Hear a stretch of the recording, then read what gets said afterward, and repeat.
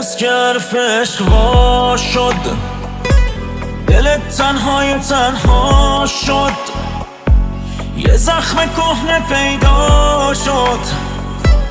میام حال تو میپرسم، یه روزی که دلت لرزید، چشات از رفتنش ترسید، وجودت یخ زده سردی.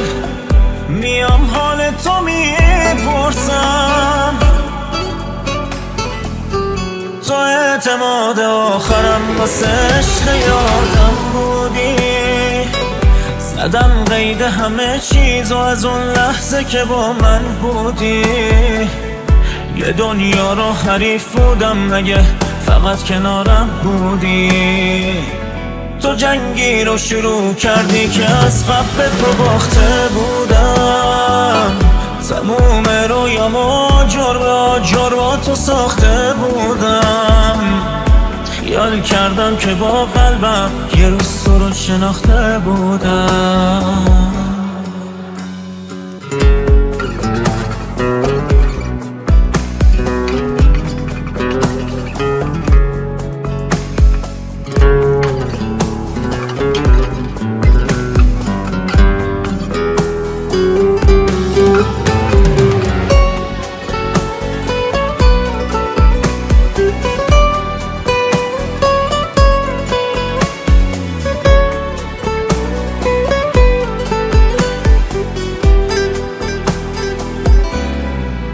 مثل یه درده، گوش کن میخوره به دردت،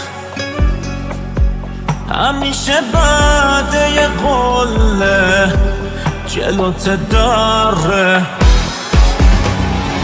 مثل یه درد منه، چه جنگی تو قلب منه، اونی که ناجی بود عمری حالا یه اهریمنه.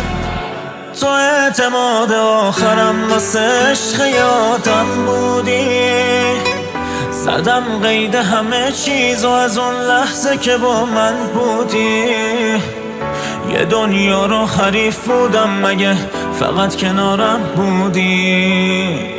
تو جنگی رو شروع کردی که از قبل تو باخته بودم، تموم رویامو جور با تو ساخته بودم. خیال کردم که با قلبم یه روز تو رو شناخته بودم.